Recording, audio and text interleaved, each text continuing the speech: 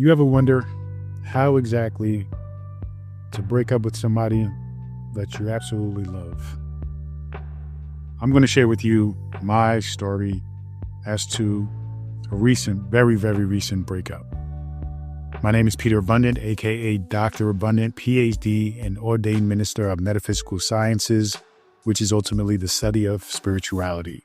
I am also the author of The Enlightened Shadow and Spiritual, Not Religious. So just maybe a week ago, I had to essentially break up with an amazing woman, an amazing person, and essentially end, or rather transform, an amazing and beautiful relationship. So I'm sure you're asking, well, if she was amazing, if the relationship was amazing, then why did you break up? What's the deal? Well, let me take you on an understanding as to the conscious relationship and also the conscious breakup. Now, the great thing about relationships when you're on this spiritual journey is recognizing that you are not the only one on the spiritual journey. Recognizing that we are all each on this spiritual journey. We are all on our own paths, seeking to find fulfillment, happiness, joy, enlightenment, to find purpose. And sometimes we can get distracted on that path when we are in relationships with other people that we find a deep connection, attraction to, a deep understanding, a deep love for.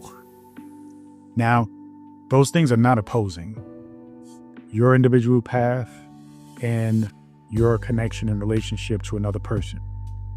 But you find that when you're on your path, you ask a lot of questions because the path is one of enlightenment, meaning that you're on the journey of shedding light on particular aspects of your life, on all aspects of your life and who you are. You are bringing awareness to who you truly are. And a lot of times, relationships are a big part of that awareness, a big part of exposing aspects of who you are and how you think, what you believe, and challenging you in what you believe and exposing you to limiting beliefs and breaking free of those limiting beliefs and getting into a better, truer understanding of yourself. So relationships are greatly important. They represent an aspect of yourself. They represent a reflection of how you think, how you feel, your frequency, your vibration, because you will attract those that are like you or those that you essentially are thinking toward and like-minded with. And so you have to recognize, though, that though love is beautiful, relationships are amazing, the most important relationship, the most important person in your entire life is you. With that, it means that you have to often take a moment to step back and recognize that you may not be fulfilled and happy in particular aspects or moments in your life. Things that may be ideal in the general sense of a relationship may not actually align with you and your path. You may find that 1 minute you are completely happy, fulfilled, and connected with this person in this relationship, and then something can happen. Nothing outside of yourself, nothing, superficial, but something internally can happen. And that's what happened to me.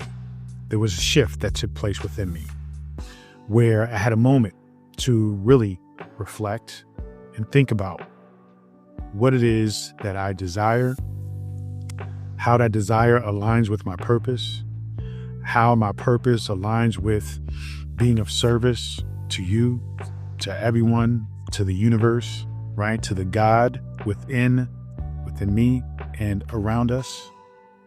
And so I had a moment of recognizing this shift. And now the difficult thing was for me to articulate this shift, to be able to communicate this shift to my partner at the time. And so it was very difficult. One, because I had to hold it in for as long as I possibly could until I was able to communicate what was going on in the best way possible. And I'm the kind of person that I cannot, and I do not like holding things in. I do not like lying. I love being transparent. I love being honest. And though some people may say they want honesty, some people say they want transparency, most people still are not mature enough to fully handle it and deal with that. But she was, and she is a phenomenal person. And so, but I had to get to a point of being able to communicate to her effectively. And that meant I had to hold that in until I was able to do so, before it got to a point of it expressing itself unconsciously, right? Like starting small little fights or little arguments here and there, or being distant. So I knew that that exactly is how, when we don't deal with our emotions, when we don't deal with our feelings, that is exactly how it manifests. It manifests in symptoms of basically neglecting oneself and not honoring yourself.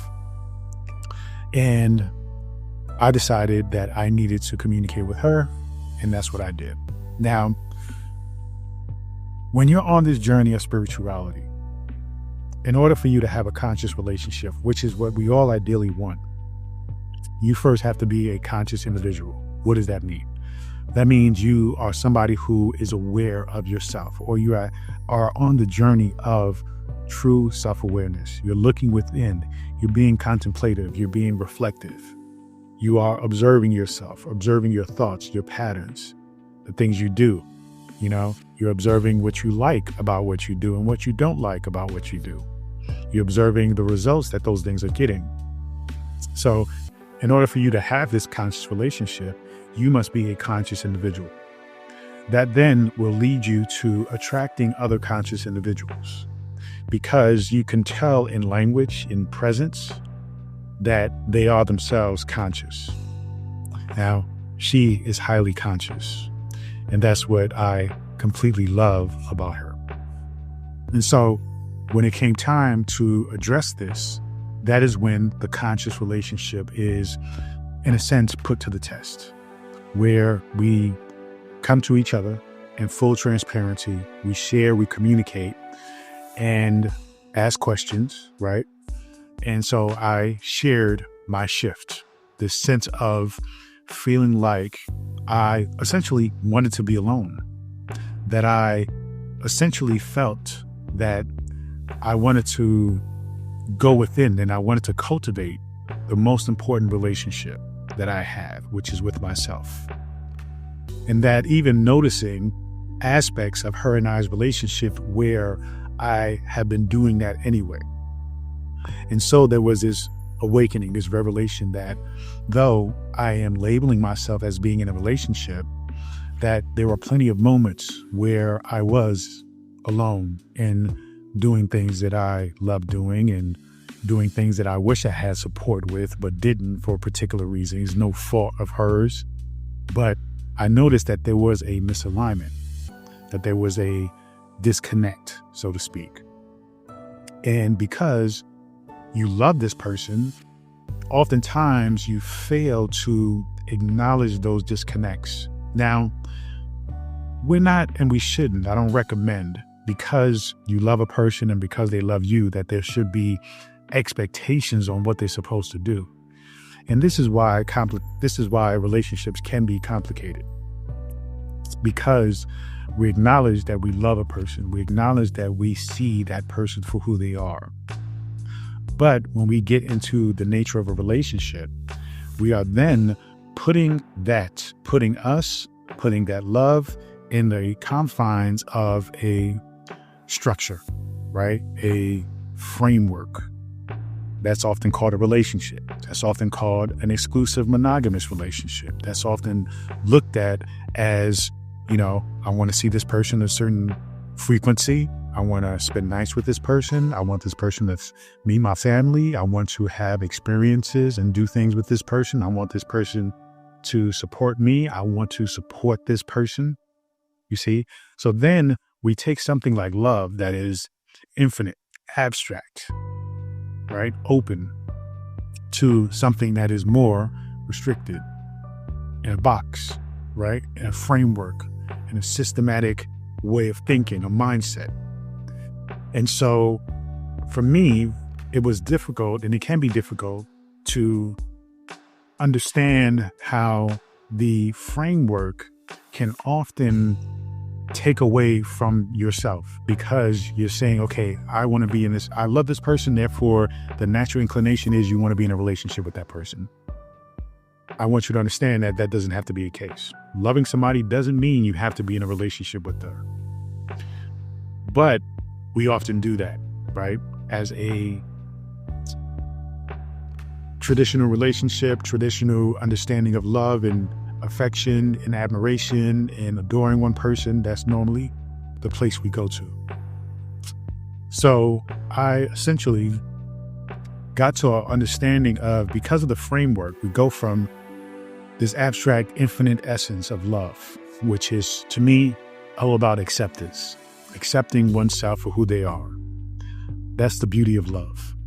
You can be who you are unapologetically. They can be who they are. And you still honor them, you still, adore them, you still accept them. But then when you get into this framework of a relationship, things get lost. The acceptance of being who you want to be when you want to be it becomes something that now you have to put into a finite structure, system, and way. And so, because you love that person, you want to cooperate with this format. You want to cooperate with this framework. And what I often do is compromise. I consider myself to be a person who can adapt to pretty much any situation. I can notice that, okay, this is something that is inconvenient, it's something that I don't ideally want, but if I recognize that it's only temporary, then I can push through it easily and get through it to achieve a particular outcome or goal. And for me, there was a certain intention, there was a certain desire that I seeked in a relationship, rather than not just being in love. And those things got compromised, okay? Because I love the person. You see? Now you see how these two things are contradicting one another, right? We easily overlap the two, but they make things complicated because of their natures. You're talking about taking something infinite and putting it into a finite framework, a structure, something that has no restrictions and is free, to something that is restricted. Now, for me, I felt a sense of, okay, I love her. Let me do whatever I can to make this framework work.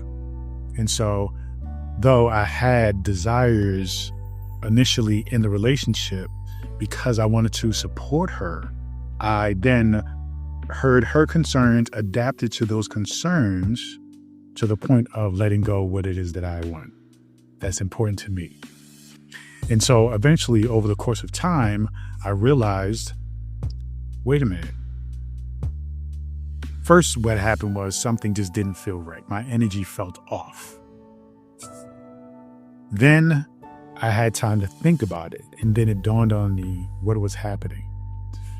I was completely fulfilled in being connected with her, knowing her, loving her.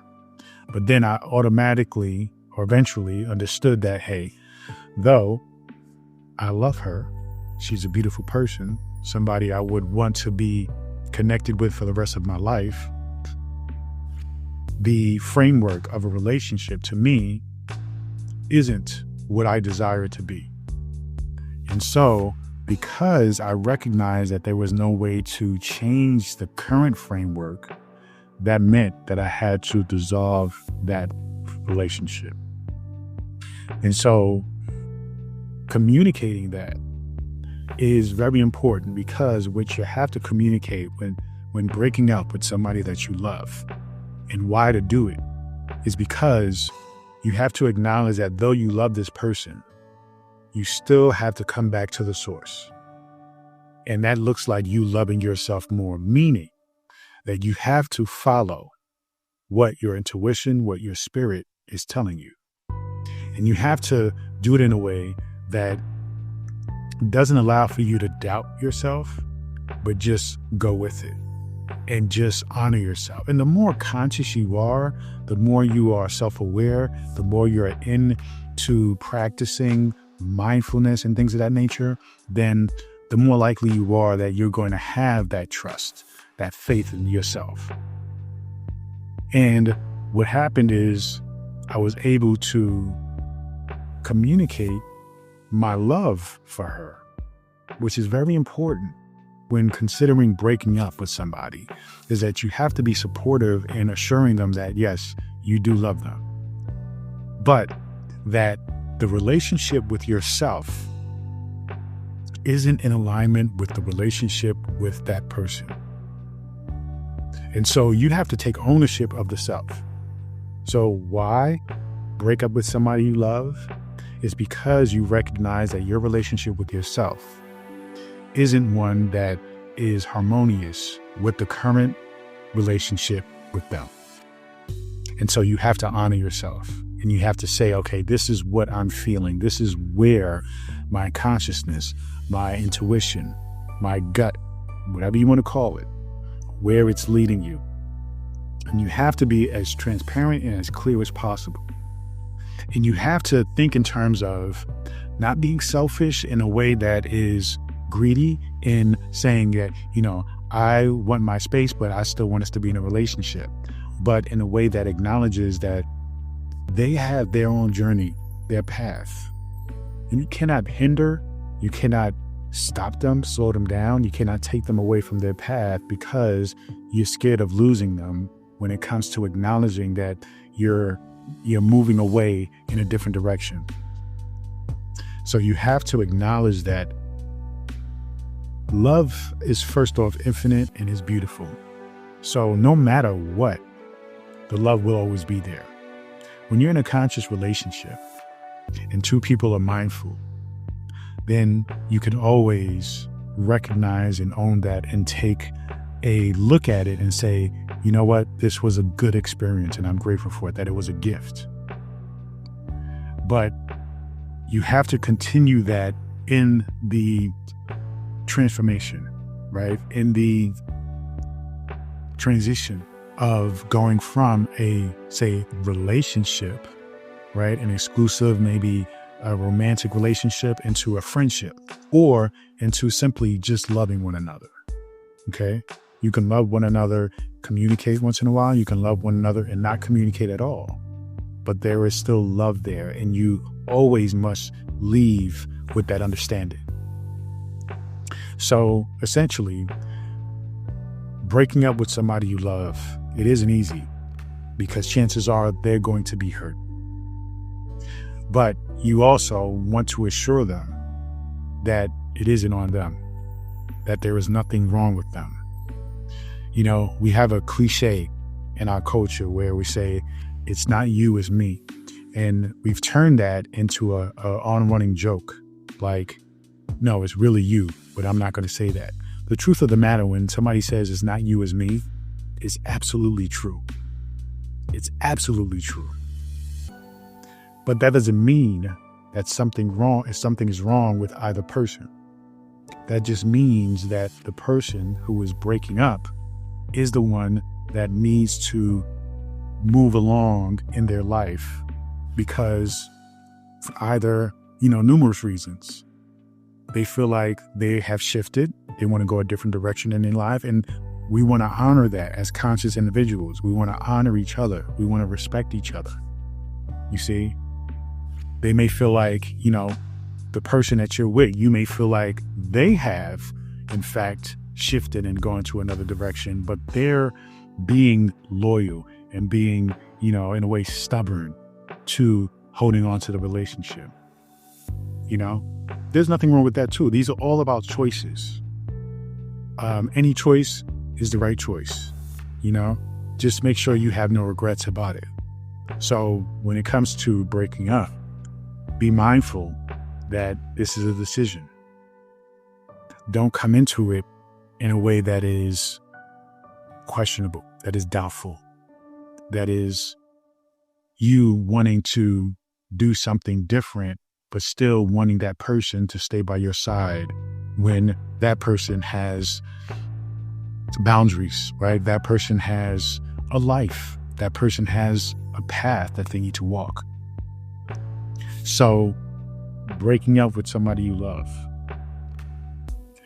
oftentimes when in a conscious relationship, is in itself an act of love.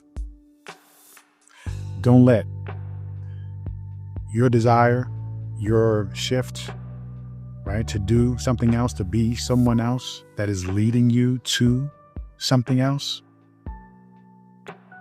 interfere, interrupt, corrupt the love you have between you and this person.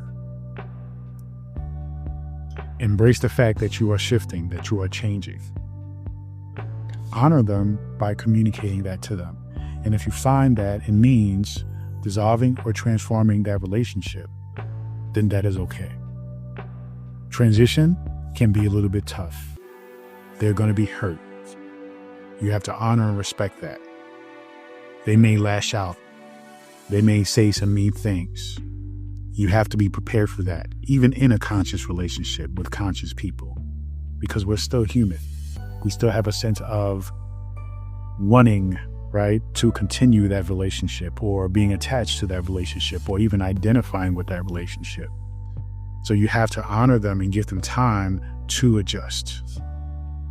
Give them time to recognize themselves once again, because maybe they only saw themselves as an us. So you have to honor them in their process, just like you wish them to honor your process. You wish them to recognize that you are shifted, right? That you have gone to taken a different path, and that's where you're going, you know? So for me, it was a situation where after 3.5 years, though happy in who she is, happy in the moments that we've had, I realized that there were things lacking that were important to me that I have compromised and let go of through the course of the years that cannot be changed right now. So I decided, you know what?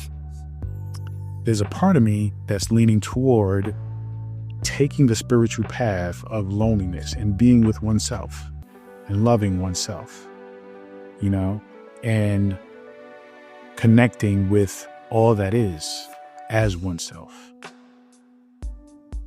So I will conclude with that. Recognize, though, when you break up with somebody, it can be heavy. And there's a responsibility there that you have. There's a responsibility there that you have to be compassionate, to be understanding, to be a listener, to allow them to say what they need to say, to allow them to continue to ask questions, even if that question is the same question over and over again.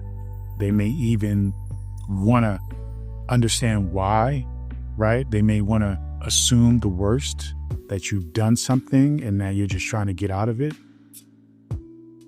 Allow them just to go through their process and expect it. Don't just think that they're going to just simply accept it, be okay with it, and just simply walk away with a smile. The smile will come eventually, but when you are somebody who is conscious and on this journey, you still have to go through the process of dealing with the emotions, dealing with the ego, dealing with the unconscious, dealing with the subconscious. But the most important thing is that it always comes back to love, from relationships to love. And that's what you want. So you want to be loving still, though you are breaking up with them. Loving means allowing, accepting. I hope that helps you. Thank you so much. Feel free to go to drabundant.com, subscribe to my daily newsletter, and get access to this free ebook, The Power Within. Continue to join me on this journey. Peace and abundance always.